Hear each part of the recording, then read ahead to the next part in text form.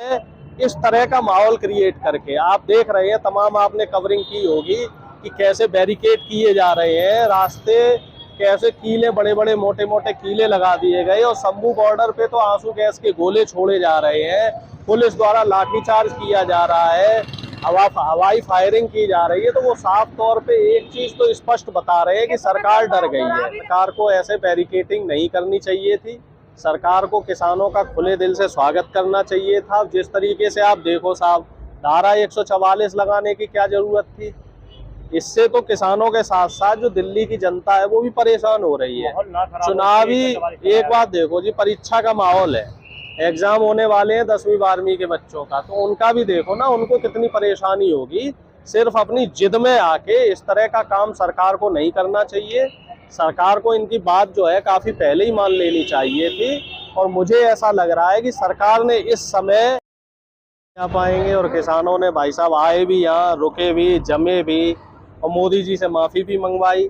अब जो थोड़ी बहुत कसर रह गई है वो इस बार पूरी हो जाएगी। माहौल भी ठीक है, मौसम भी ठीक है, चुनावी माहौल है, तो हमारे हिसाब से तो भाई सरकार इस समय फंसी हुई है।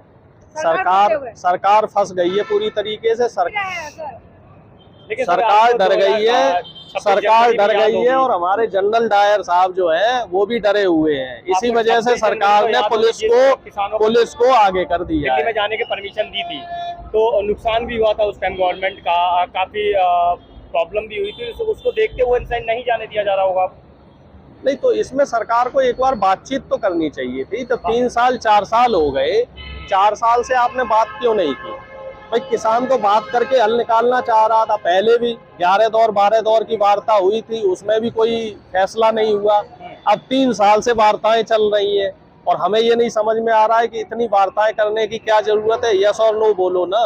जब आपने खुले मंच पे बोल दिया था टीवी पे आके कि साहब एमएसपी पे गारंटी कानून दे देंगे, तो उस कानून को दे दीजिए। और इन तीनों जो कानून आपने वापस किए थे, इनके संसद में नोटिफिकेशन भी निकाल दीजिए, वो नोटिफिकेशन भी आपका रह रहा है। और जो 700 किसानों की शहादत हुई थी, इन्हें शहीदों का दर्जा भी दे दो साहब। लखीमपुर खीरी वाला जो फैसला है वो भी उसको पूरा कर दो। छोटी छोटी मांगे हैं, कोई बड़ी बात नहीं है। जब आप इतने भारत रत्न बांट रहे हो इस समय, तो इन किसानों की भी जो जायज मांगे है वो दे दो। आपकी जेब से नहीं जा रहा, ये उनका अधिकार है और वो अधिकार आपको देना पड़ेगा। ऐसे नहीं दोगे तो टाइम पे ही क्या ये याद आता है कि अब जो है भाई सही समय पे सही फैसला लिया जाता है। अब हम क्या चुनाव के बाद का इंतजार करते किसान लोग? ये बताइए, यूपी चुनाव से पहले इन्होंने हमारी मांगे मंगवा ली, यूपी चुनाव पूरा तरह से जीत गए। ठीक है, तो इस बार भी बात मान ले और जीत जाए चुनाव में, कोई गुरेज थोड़ा ही है। हम तो ये चाहते हैं कि आप क्रेडिट लें। जो किसान है वो सरकार को क्रेडिट देना चाहता है, सरकार क्रेडिट ले ले, कोई गुरेज नहीं है हमें इसमें। और हम तो एक चीज स्पष्ट मानते हैं कि जो किसान है वही देश की रीढ़ है। इस बात को जितना देर सवेर आप समझेंगे, प्रधानमंत्री जी समझेंगे, तो उतना जो है वो नुकसान है, जनता का भी नुकसान है, इसमें किसानों का भी नुकसान है। भाई जो मांगे हैं, मांगे मानने में आखिर समस्या कहाँ आ रही है, कौन सी गलत है? आप एक बात बताइए हमें। एक तरफ तो आरबीआई के आंकड़े ये कह रहे हैं साहब कि 20 लाख करोड़ रुपए बड़े बड़े पूंजीपतियों का आपने भट्टे खाते में डाल दिया, उसके लिए तो आपके पास पैसा आ गया।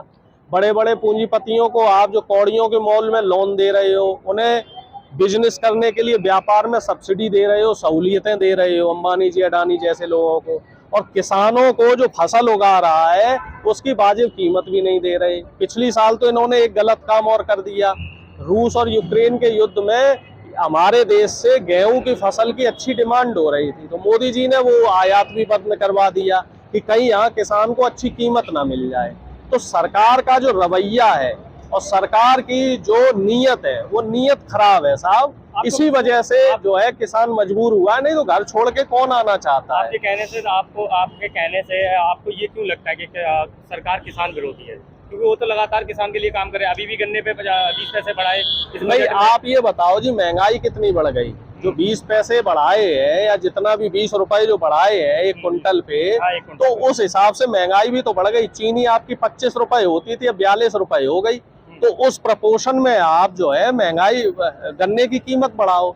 इस समय आटा जो है वो 40 से 42 रुपए मिल रहा है और किसान के जो गेहूं है वो 2200-2300 रुपए जा रहा है। तो उसकी कीमत भी बढ़ाई है ना। जब हर चीज की कीमत बढ़ रही है तो किसानों को उसकी फसल का उचित दाम आप क्यों नहीं दे रहे हो? जब डीजल पेट्रोल इतना महंगा है, जबकि अंतर्राष्ट्रीय जो कीमत है इनकी वो काफी कम हो गए, कच्चे तेलों की कीमत पिछले 2 साल से कम हुई है, लेकिन मोदी जी ने इनकी कीमत में कोई इजाफा नहीं किया। जो यहाँ पे डीजल पेट्रोल है अभी भी महंगा है। आपने 1 महीने पहले देखा ट्रक ड्राइवरों ने भी हड़ताल कर दी थी। ठीक है, तो कुछ ऐसा नहीं है कि किसानों को कोई शौक है, ट्रक ड्राइवर भी इनसे परेशान है साहब। इसके अलावा युवा भी परेशान है। एक अग्निवीर का जो पुलिंदा ये लेके आ गए हैं, शिगुफा लेके आ गए हैं, नौकरियां आप दे नहीं रहे हो, और नौकरी दी तो 4 साल की टेम्परेरी नौकरी दी, उसमें आगे कोई पेंशन नहीं, कोई सुविधाएं नहीं। इसके अलावा रेलवे में भी तमाम पद खाली है, 3-4 लाख, वो भी उसमें भी गोलम गोल है मामला।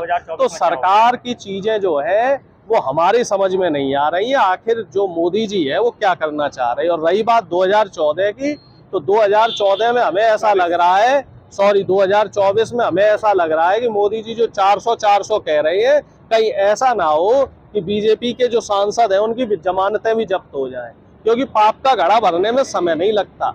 और अति तो जब रावण की नहीं रही तो इस सरकार की क्या रहेगी, जो ये आतताई सरकार है। हम तो ये कह रहे हैं आपके चैनल के माध्यम से कि सरकार अब भी समझ जाए, अब भी चेत जाए सरकार, और इन जो किसान है, युवा है, मजदूर है, और जो यहाँ पे आम नागरिक है, इनकी बात मान ले। जो महंगाई का बोझ दे रखा है, उस महंगाई के बोझ को कम किया जाए, किसानों की मांगे मानी जाए, युवाओं को नौकरियां दी जाए।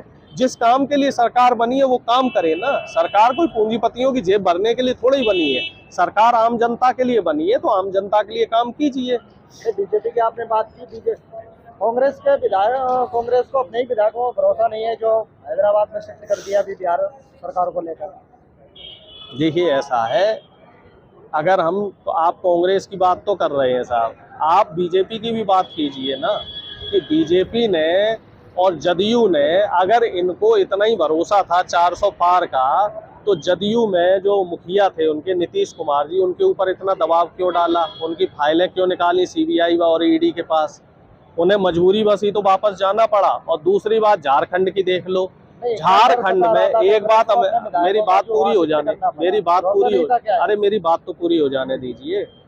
और इधर आप झारखंड में देख लीजिए, झारखंड में भी इन्होंने हेमंत सोरेन जी को जेल में डाला, तो उसके पीछे आखिर क्या वजह है? क्योंकि प्रधानमंत्री जी डरे हुए हैं। और रही बात शिफ्ट करने की, तो शिफ्ट करना तो मजबूरी है।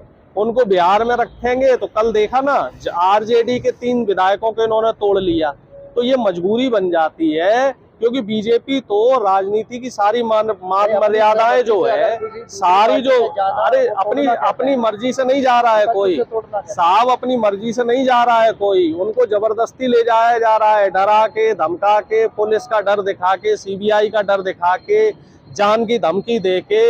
ऐसे ही कोई नहीं जाता अपनी मर्जी से। अगर अपनी मर्जी से जाना होता तो फ्लोर टॉस टेस्ट के टाइम पे थोड़ी जाता, वो तो पहले ही चला जाता, फिर पार्टी से चुनाव क्यों लड़ता भाई? एक विधायक अगर किसी पार्टी से, विपक्ष की पार्टी से चुनाव लड़के विधायक बना है, तो जाहिर सी बात है वो उस पार्टी के प्रति समर्पित है और जनता के लिए काम करना चाहता है। अगर वो बीजेपी में शामिल हो रहा है तो उसके पीछे कारणों की जांच कीजिए ना, कि पुलिस प्रशासन किस तरीके से उस पर जो है दबाव बना रहा है। ये किसान क्या जो है दिल्ली में आ सकते हैं? नहीं, बिल्कुल आएंगे किसान,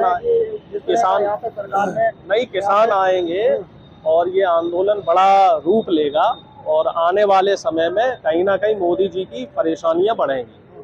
फिर बीजेपी सरकार क्रेडिट ले जाएगी, जैसे विधानसभा में ले गई है जो। अब वो तो देखिए, क्रेडिट लेना या ना लेना वो तो जनता के ऊपर है। जनता महान है, जनता जनार्दन है, वो तय करेगी कि 2024 में क्या करना है। लेकिन मुझे ऐसा लगता है कि प्रधानमंत्री जी चारों तरफ से गिर गए।